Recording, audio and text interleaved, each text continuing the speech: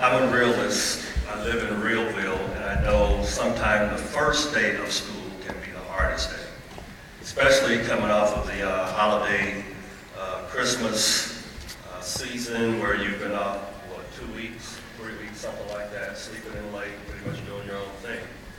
And now you have to start getting up early, get back into the swing of things, so I can relate to that. So I'm not naive to think that everyone is happy to be here, but I'm glad you're here. And I've been asked to come and just share a few things with you, as this is the first chapel of the calendar year for you, 2014. How many of you are first-time students here at Valley Christian? Okay, got a few, and most of you are returning. If you're not in the first group, by default you got to be in the second group. How do you like being students here at Valley Christian?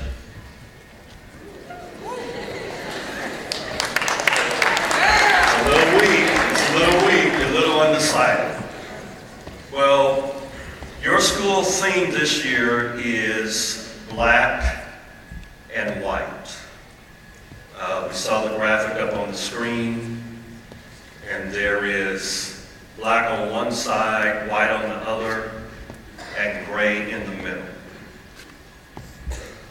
And in life, sometimes that's where we want to be, in the gray area, right in the middle. But not many people become successful by trying to walk the middle of the road or sit on the fence. Great people, in the eyes of the Lord, and even in the eyes of the world for that matter, make decisions that they're going to live a certain way and they're going to do certain things. So I want to encourage each of you in here, and it is my understanding this is the high school group. Is that accurate? So that means there are, if memory serves me correctly, 9th, 10th, 11th, and 12th graders in the room. Yes, okay, thank you. So now, that's interesting because you're at a key transition point in your life. You come into the high school arena, you're faced with additional challenges that you did not have in middle or junior high school. You're faced with opportunities. You're faced with, how do I make these decisions? And if you try to walk the middle of the road, that's probably where you're going to get hit, is in the middle of the road. Why do I say that? Because for the last 32 years, for the previous 32 years, I'm not employed anymore, I'm recently retired, but for the previous 32 years, I spent time in the arena of law enforcement with the California Highway Patrol. And I can tell you definitively that individuals who hang out in the middle of the street get hit. And it's not very pleasant. But those who make choices to walk either to the right or the left, out of the danger or the nebulous zone, tend to do better. So I want to encourage you, Valley Christian high school students, to make choices, number one. And I want you to make those choices by using your critical thinking skills. In life, you can make any choice you want to, but you cannot choose the consequences.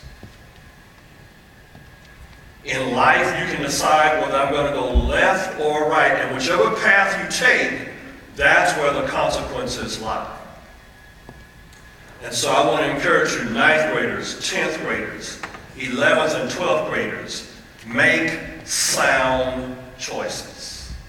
How many of you are seniors here? All right. So you know you only have 1 year left, and you'll be finished with school, right? No more getting up, no more tests, No more teachers telling you what you got to do. You'll have that high school diploma, and you will have arrived. And the reality is, life is just beginning for you. Because if you plan on going on to college, whether it's junior college, community college, or a four-year institution, you're going to be right back into the grind. But here's the thing. The choices you make today will determine whether or not you'll get into that next level of education. Whether or not you'll be accepted into that program.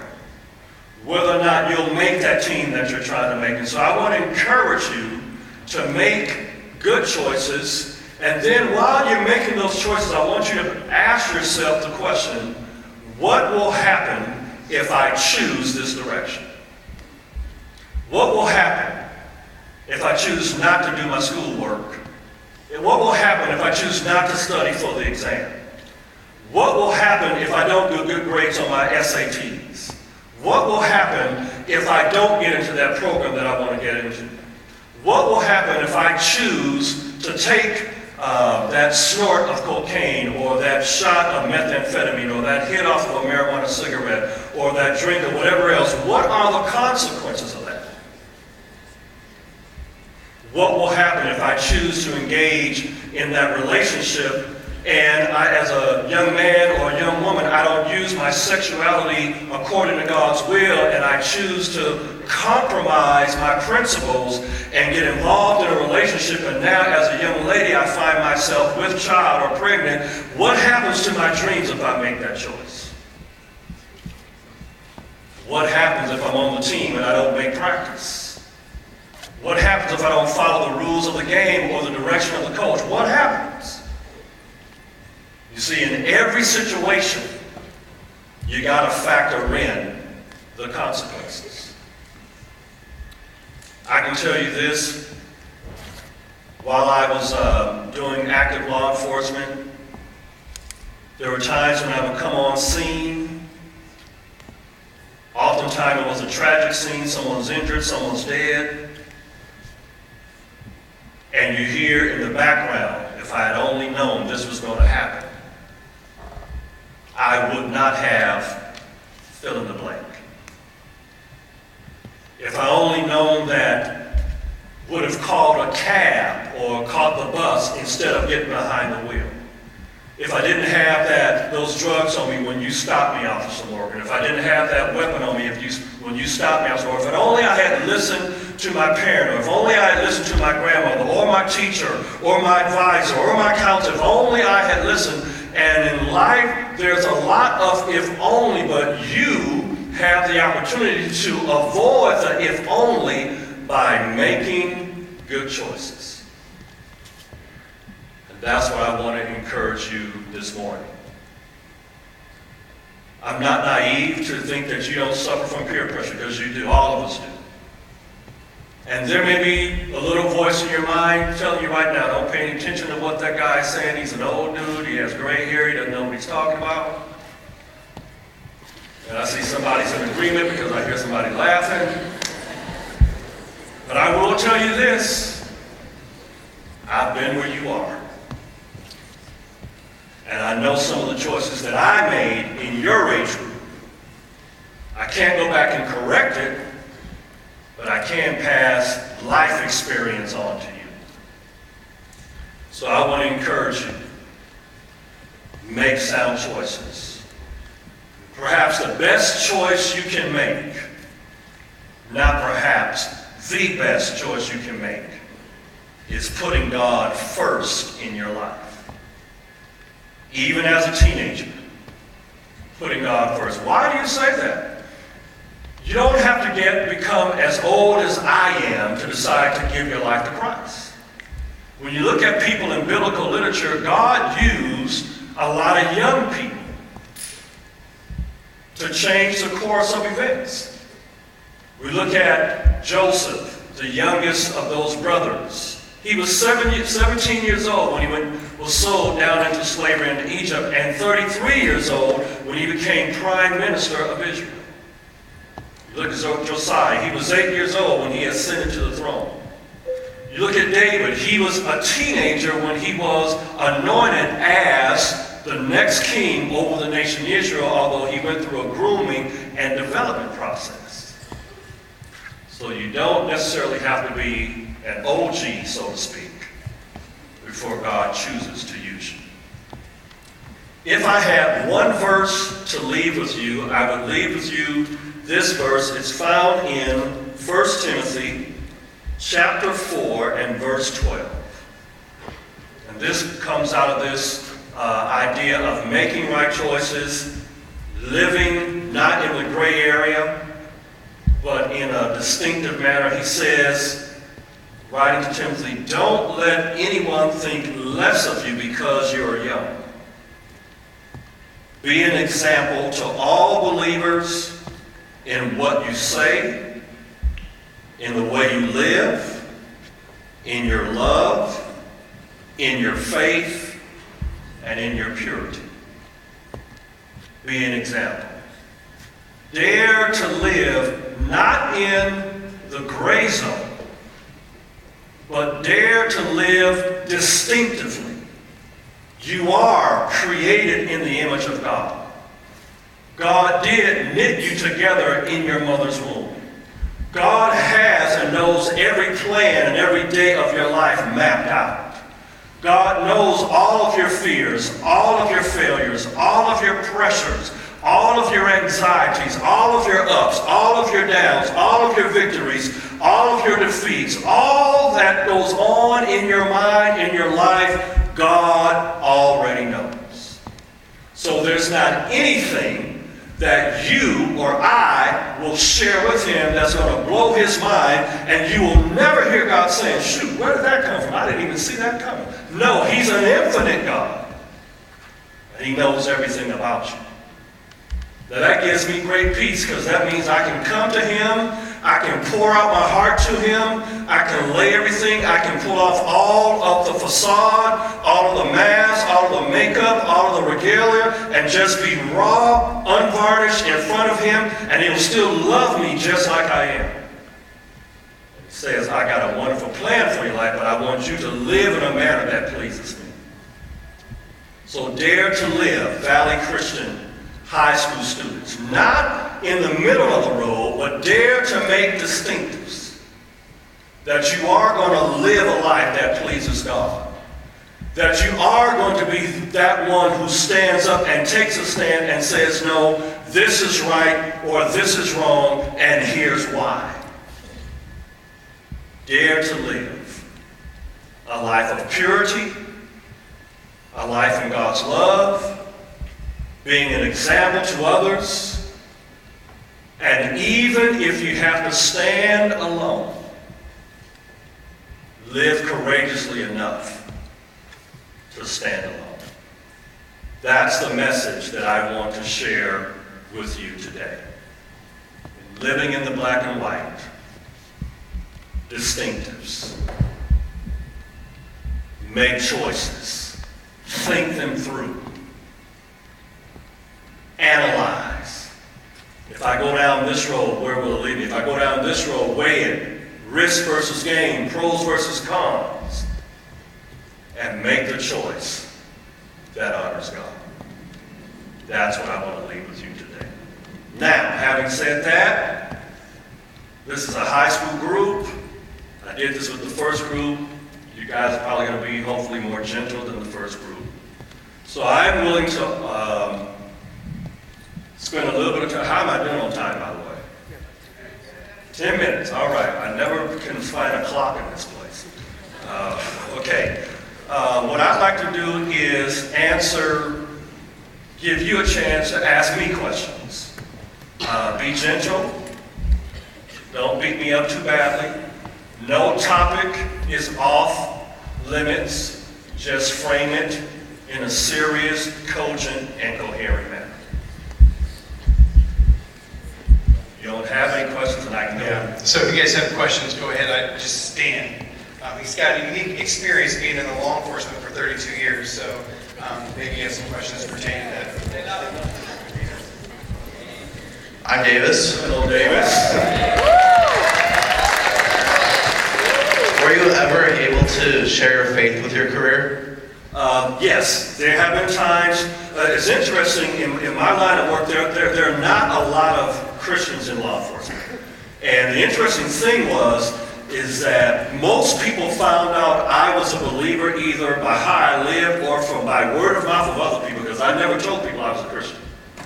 But it was interesting, what I did find was that many of them said, oh, that's cool. And then you have the others that would do what I call the Nicodemus routine. They come to you and quiet at night to get answers to their questions. But there were always opportunities to share it, if not by word of mouth, if by living a particular way. And what I did discover is that by living a particular way, it created a curiosity, and then that opened the door for me to share what I believed and why. Anyone else with a question? All the way up there. Can you shout it? What's the scariest situation you've ever been put in? The scariest situation that I have ever been put in, and I shared this with the first group, was about 25 plus minus years ago. I was on patrol with my partner in Richmond, and we saw what appeared to be a holdup.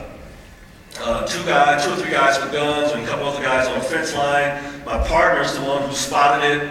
I want to say I was the passenger officer, so we whip around, get the guys out, they do what we tell them to do. And the reason why that was scary for me was because one of the persons with the gun was in your age group. And fortunately, everybody did what they were supposed to do. No one flinched. No one made a bad move. We got the guns off of them. And ironically, by coincidence, however you want to phrase it, one of the young men had the exact replica of the firearm that my partner was carrying. And I always thought in the back of my mind, even though it would have been a justified shooting, had any one of those persons turned and leveled or made a move that we interpreted to be threatening, how would I process having to shoot and potentially kill someone that young? And that was definitely the most scariest incident. And that's one that's still embedded in my mind, even though it happened back in the late 80s, early 90s. All right, anyone else? Caleb?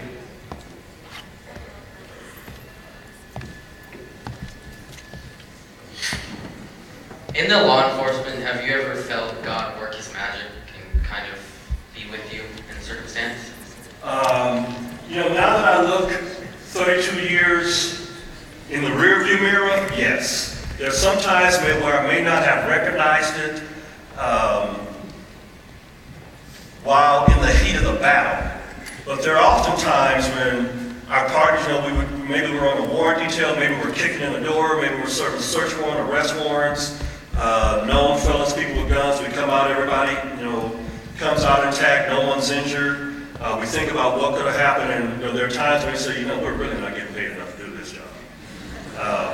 But looking back, I can definitely say God's hand of protection was on me. There's no question about that, especially when I've lost people who I work with in the line of duty. One of the scariest things that we do in law enforcement is stopping a vehicle. I mean, that by far really puts you on edge because you don't know who's in that car. You don't know if they are friendly. You don't know if they're a friend or foe. You don't know if they've had a bad day, and you're the one that they're going to take out. They're wrapped on. The last officer that we lost in the highway patrol was shot right up off of 680. Officer Kenny Youngstrom, standard, stop, not chasing anybody, no known suspect, goes directed the car over to the side of the road, stands there talking to the guy comes up, boom, shoots him right in the neck, down to his skin. So you really never know who's in those cars. So those incidents like that, you can really say, wow, God's hand of protection was there. Sam, I got one right back here. Okay, where's back here?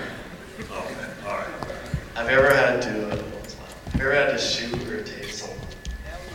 Never, fortunately, in 32 years, each time that I have taken out my gun and had it on target meaning on a threat, fortunately, I have never had to drop a hammer or shoot. Everybody did what they were supposed to do, and I breathe a sigh of relief when that happens. As far as tasing, never had to tase, I had to use a baton. You gotta remember, tasers are fairly recent. They've only been out, roughly in the last maybe 10 years or so. So before we had that, generally what we had was pepper spray or mace, baton, things like that. And I have to admit, I have hit a few people with a baton. Last question. All right. I'm coming.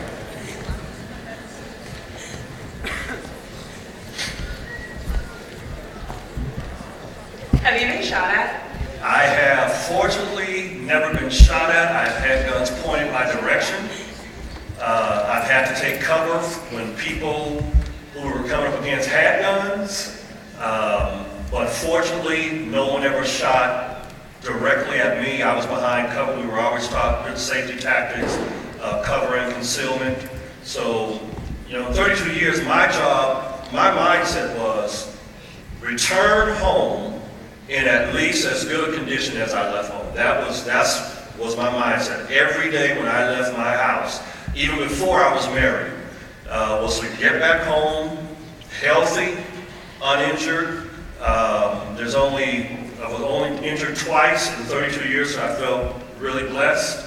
And but I've been in situations where you say, "Wow, that really could have taken a really bad turn," but by the grace of God. I don't have any problem saying that. When my partners would talk about luck, it ain't luck with me. I have a God who watches over me, and He's watching over you as well. So, but it was a good career, and I figured 32 years was long enough, so now I'm retired. All right, thank you.